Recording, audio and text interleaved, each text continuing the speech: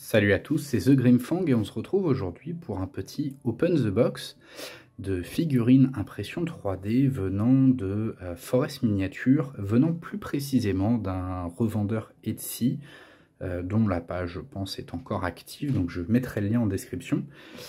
Mais ici, je vais plus m'intéresser au modèle STL plutôt qu'à la qualité de l'impression, même si elle me paraît plutôt bonne.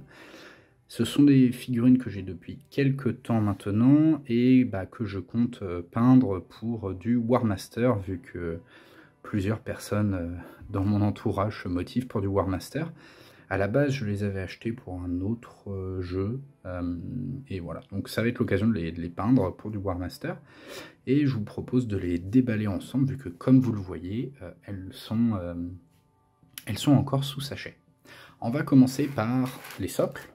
Alors, rien de très particulier ici, hein, mais j'avais été surpris à l'époque de voir que le revendeur m'avait fourni des socles en impression 3D aussi. Donc les socles de Warmaster, de mémoire, c'est du 2 cm par 4 cm. Hein, et l'infanterie, je me rappelle, est soclée du coup à l'horizontale, enfin, entre guillemets sur la longueur, tandis que la cavalerie, elle, va plutôt être soclée sur la... enfin voilà, dans l'autre sens, vous m'avez compris.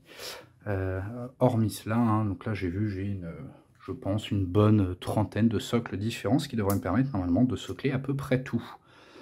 Voilà, bon, ça n'a en soi pas trop d'intérêt, ce sont de simples rectangles, mais pour le revendeur, c'était pas forcément précisé dans la description, et c'était une bonne surprise de me rendre compte que j'avais les socles.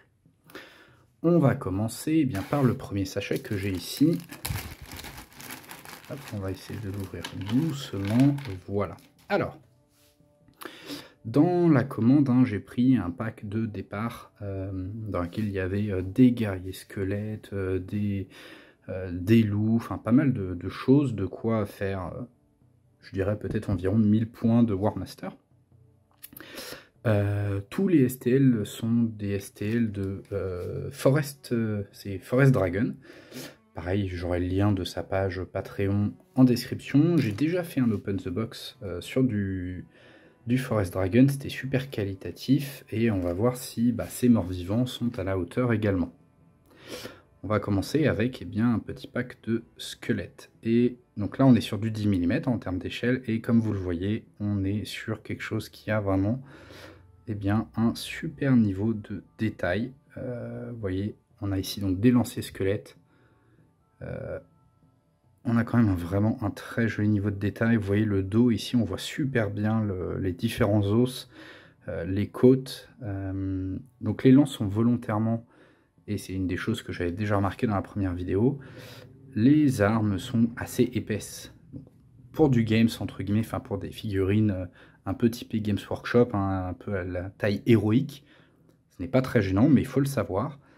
L'avantage, mine de rien, sur de l'impression 3D, j'en ai déjà parlé, sur des petites échelles, c'est que c'est plus solide. C'est-à-dire que on pourrait effectivement faire des lances peut-être plus fines, plus réalistes, mais on perdrait beaucoup, beaucoup en solidité.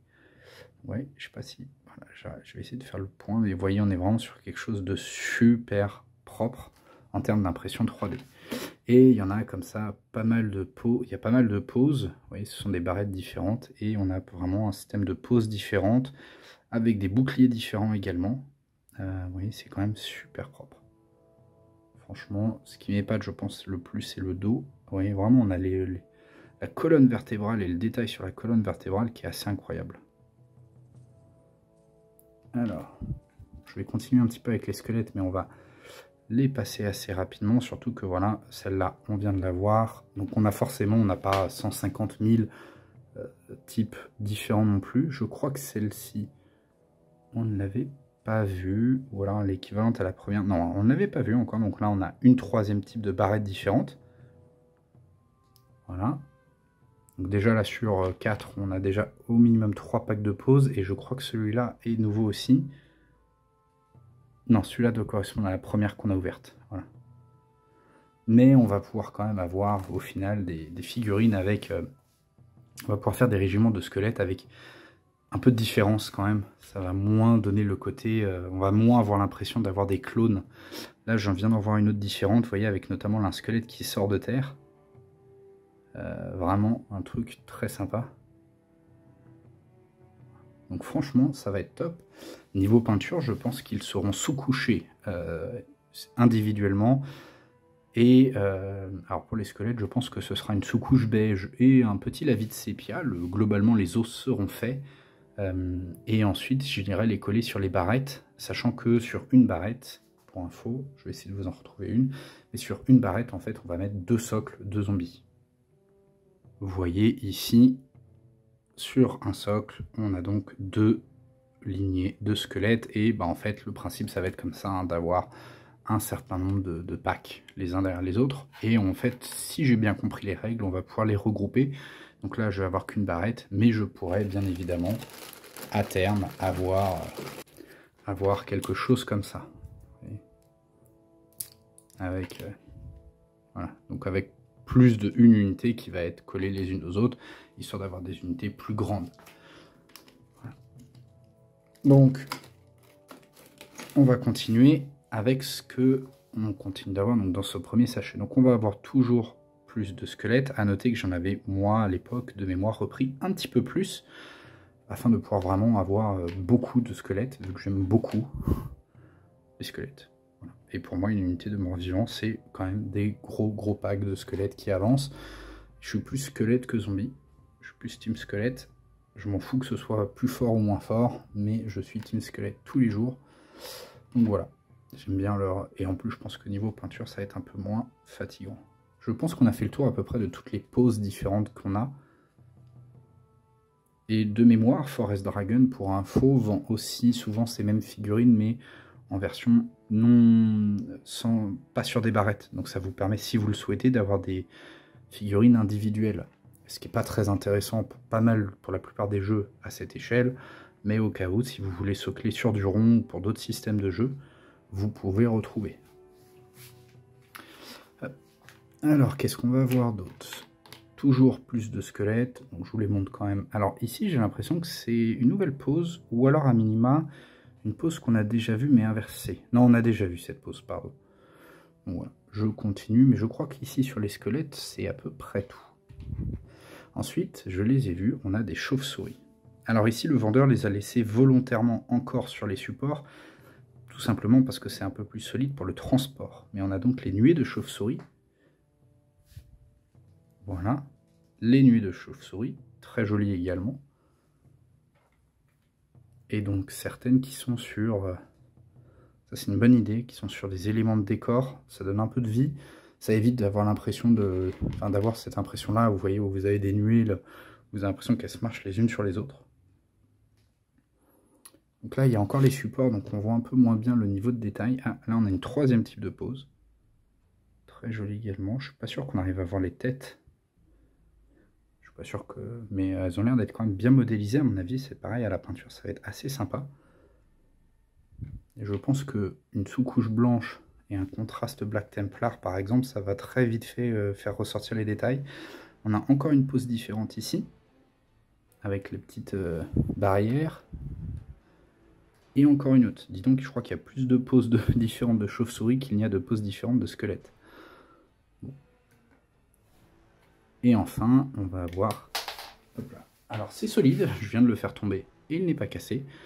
Mais on va avoir les loups, qui me semblent gros quand même, les loups morts-vivants là. Et donc, j'ai l'impression qu'ils sont quand même beaucoup plus gros que les squelettes. Alors attendez, c'est une impression ou... Ouais, ce sont des gros loups quand même. Hein. Pas très grave. On est sur des loups nécromantiques. Vous voyez, on a plusieurs escouades de loups, comme ceci. Joli niveau de détail. Ils sont pas très mort-vivants, certains plus que d'autres. Celui-là a quand même quelques niveaux de détail assez intéressants. Mais ils sont pas ultra mort-vivants, entre guillemets. Et donc eux, effectivement, ils vont être soclés, ce que je vous expliquais, comme ceci. Pas entre guillemets, pas en ligne, mais en colonne, entre guillemets. Ici, on a deux autres poses. Un joli niveau de détail, donc pareil, ici, effectivement, les poils sont un peu grossiers, mais par contre, niveau peinture, bah, ça va quand même être un peu plus sympa. Ça me permettra, je pense, pareil, avec de la contraste, de rapidement faire ressortir la plupart des détails. Et on a quand même les dents, etc., qui sont bien modélisées.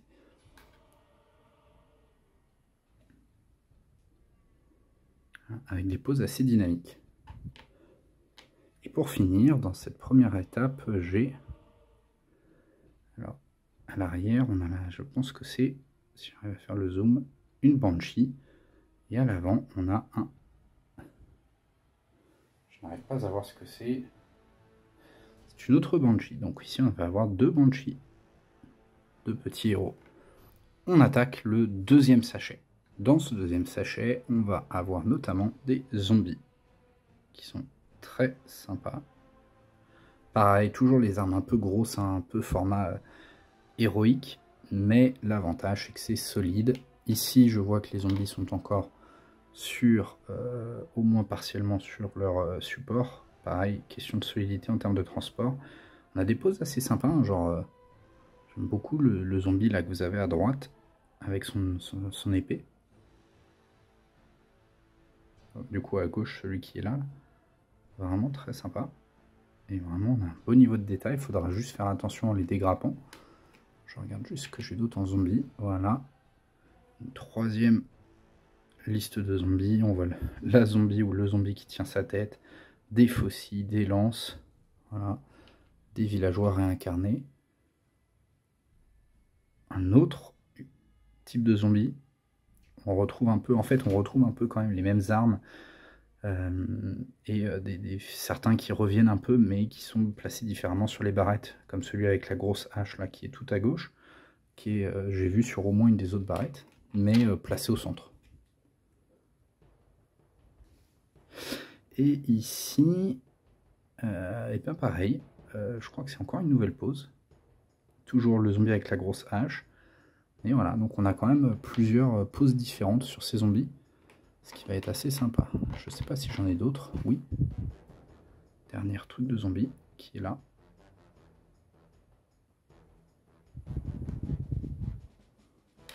Pinterest. Ok. Alors ici on va avoir l'élite des morts vivants. Et garde des cryptes. Un peu plus massif, j'ai l'impression que les zombies. Hein. Si on compare, pas beaucoup plus. Pas beaucoup plus massif en vrai.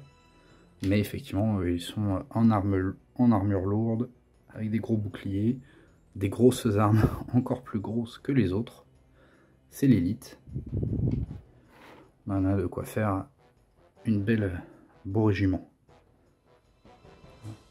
Pareil, joli niveau de détail sur ces figurines.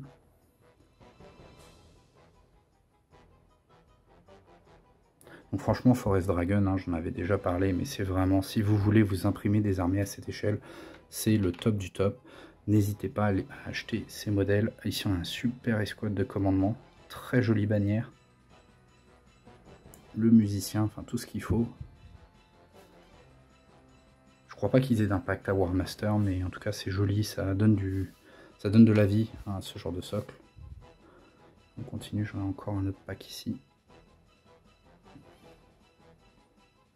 C'est vraiment très joli. Et on finit, dernier pack de cartes des cryptes. Okay. Franchement, très quali. Il y a quand même pas mal de poses différentes. Donc on n'a pas trop l'impression d'avoir trop de clones. Et maintenant on passe à la cavalerie. Voilà, donc là c'est une cavalerie vampire ou cavalerie squelette. J'arrive pas trop à voir. Les cavaleries, en tout cas cavalerie mort-vivant. Je sais pas si les chevaliers noirs ou l'équivalent des super cavaliers vampires là, mais en tout cas pareil, assez joli.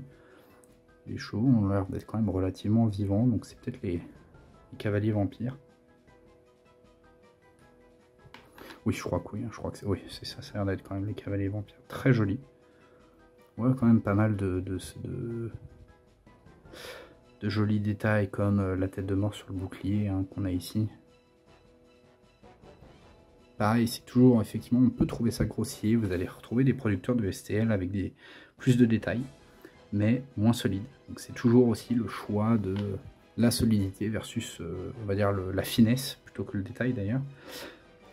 Je préfère la solidité tous les jours, surtout qu'à cette échelle et à distance, vous aurez du mal à voir la différence. Sauf si vraiment vous êtes un peintre d'exception, ce que je ne suis pas. Alors je vois que j'ai eu un peu de casse, donc je pense que j'ai au moins une de mes figurines, vous voyez, comme quoi c'est solide, mais malheureusement, ça peut casser.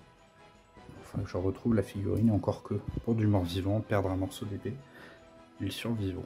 Et le dernier pack de cavalerie qui est là. Donc là, je crois que j'en l'ai déjà vu celui-là, donc on doit avoir un tout petit peu de doublon quand même. Et de quoi faire effectivement plusieurs socles de cavalerie. Je vais aller relativement vite sur ce que j'ai là.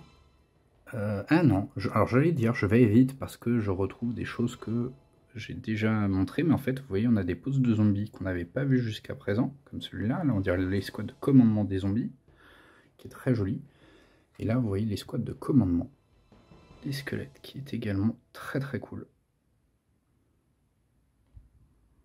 que j'ai en double du coup, peut-être même en triple, vu que j'en avais pris au moins 2 autres escouades, donc vraiment très joli ces escouades de commandement, pareil on a des jolis détails, on a même le musicien, tout ce qu'il faut. Franchement très sympa. Je regarde un petit peu si j'en ai une troisième. Et oui, voilà, il y en a 3. Vraiment de quoi les faire à tous les états-majors dont on pourra avoir besoin. Et ensuite, alors je regarde un petit peu, est-ce que j'ai d'autres zombies? Oui, là vous voyez, encore des zombies. Encore des zombies.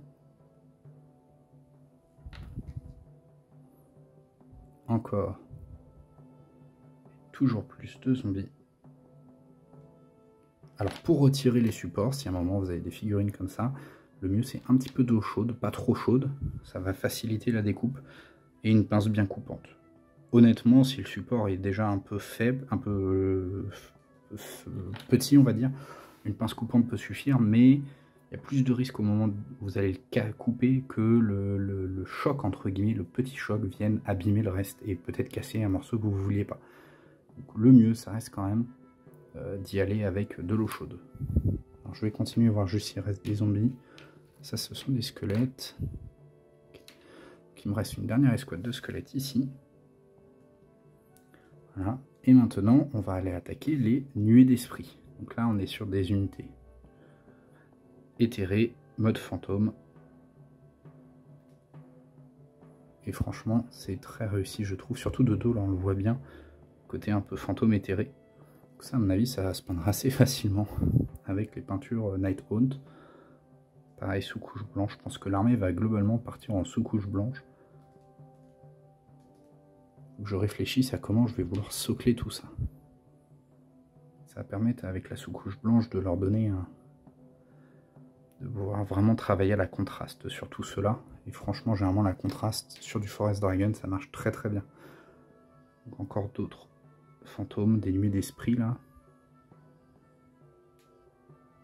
C'est vraiment très sympa. J'en ai encore plus ici. Pareil, vous voyez, ils ont des poses différentes. Mais c'est vraiment très très sympa tout ça. Est-ce que j'en ai une dernière? Oui, dernière nuée d'esprit ici. Il va falloir que je dégrappe un peu tout, mais on est sur quelque chose de vraiment sympa.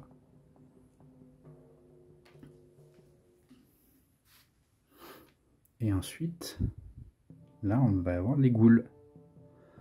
Un peu comme des zombies, mais avec des poses un petit peu plus dynamiques. Ils sont supposés ne pas être des morts vivants, hein, les ghouls. Alors ça, du coup, ce sont des zombies. Alors, bah, pour vous montrer la différence. Mais, je sais pas si on le voit bien à la caméra, mais c'est pas le même type d'arme, on n'a pas le même type de pose. Maintenant, je pense que si vous voulez pas peindre de ghouls, vous pourrez utiliser les ghouls pour faire des zombies. Si vous mettez le même schéma de peinture, voilà, quelque chose d'assez similaire. Je vais devoir réfléchir à comment je les peins d'ailleurs, ces ghouls. Versus la peinture des zombies. Là on a je pense l'équivalent de l'escouade de commandement ghoul. Là on a vraiment des un peu plus. Là je la trouve plus différente celle-ci. Enfin, celle-ci va plus se distinguer des zombies, donc je la mettrai au premier rang. Et ça je pense que c'est un truc à prendre en compte lorsque on fait ces socles War Master ou pour ce genre de jeu. Ça va être de réfléchir à laquelle on veut mettre au premier rang. Alors, quand on a des états-majors, c'est assez évident. Mais sinon, ça peut valoir le coup de mettre plutôt ce genre de plaquettes devant. Et au deuxième rang, celles qui sont peut-être un petit peu plus bateau, un peu moins particulières. Vous voyez, là, on en a deux, techniquement. Elles sont encore collées. Et bah, je suis pas sûr que celles-là viennent beaucoup se différencier des zombies. Par rapport, par exemple, à celle que je viens de caler en dessous. Et encore, la meilleure, c'était celle que je venais de prendre, là, avec les deux mecs qui tiennent leurs deux grosses armes à deux mains. Alors, je vais essayer.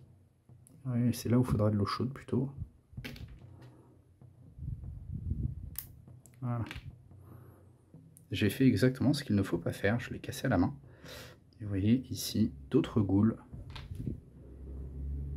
Et encore d'autres goules, dont une sur son rocher.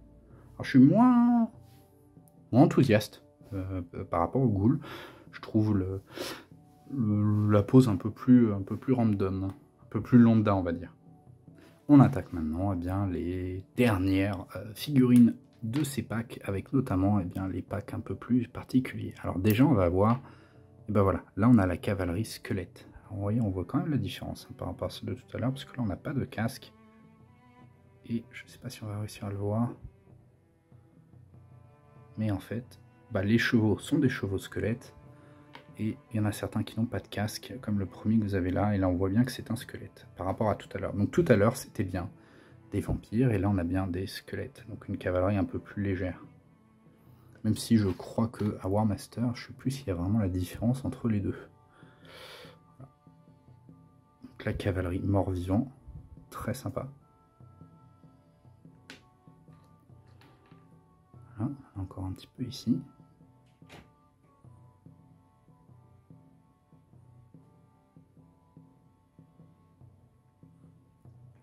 Elle est vraiment très cool. Encore un peu là avec la bannière. J'aime beaucoup les bannières. Donc franchement, une jolie cavalerie. Ici, on va avoir, et ben voilà, encore toujours cette... et là, on a le musicien. Et ce qui pourrait être le chef, le héros devant avec sa faucille. Voilà, donc quand même un joli pack de cavalerie. Hein. Comme je disais, elle va être globalement placée comme ça. Voilà. Donc on a de quoi faire. J'avoue que je ne sais pas combien de points ça représente, mais 3 régiments. On va avoir ensuite le... Alors, j'aime bien visiblement tenter de casser mes figurines avant même de les avoir peints. Eh ben, pas de casse. Donc le carrosse noir, ici. Une jolie figurine. À War Master, en fait, on a un nécromancien dedans, et c'est une sorte de nécromancien un peu plus boosté, qui peut lancer des sorts et tout. Mais surtout, la figurine est vraiment très jolie. Je sais pas sur quoi il faut la socler, mais elle est très sympa. En parlant de nécromancien, j'en vois un premier ici. Alors, il me fait beaucoup penser à... le nom m'échappe, mais un des nécromanciens qui a vraiment cette tronche-là. C'est pas Hermann Gorst, qui est exactement comme ça. Avec le bâton, avec la chauve-souris et le chapeau pointu. En tout cas, la figurine est vraiment très jolie. Ici, on a un autre nécromancien, plutôt typé nécromancien squelette, en train de réanimer un squelette justement. Je sais pas si la caméra va lui rendre hommage, mais la pose est vraiment sympa.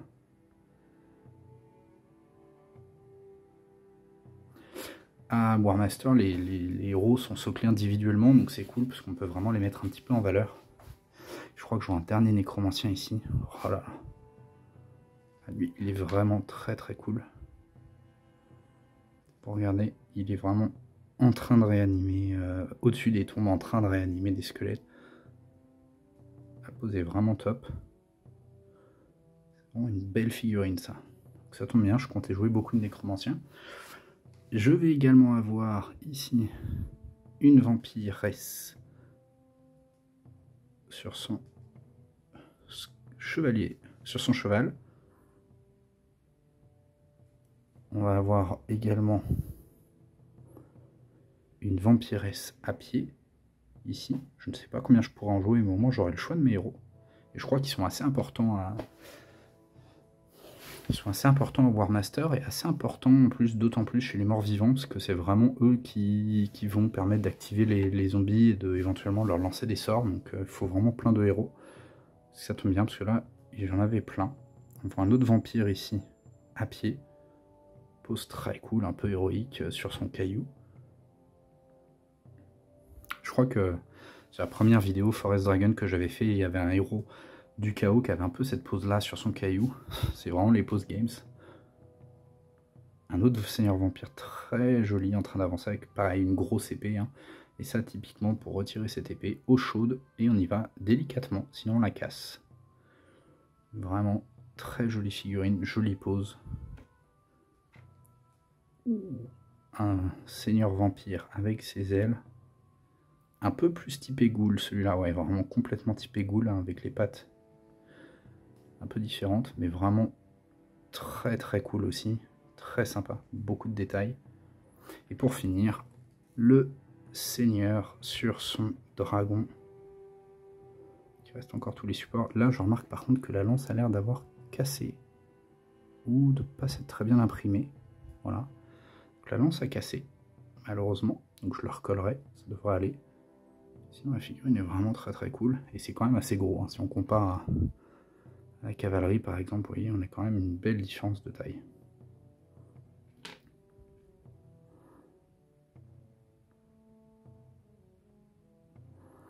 Bref, globalement, comme le premier Open the Box que j'avais fait sur des figurines Forest Dragon du chaos, on est sur des trucs super qualité. Donc je pense que si vous voulez vous faire une liste, une armée War Master, bah, c'est clairement chez lui qu'il va falloir acheter vos STL.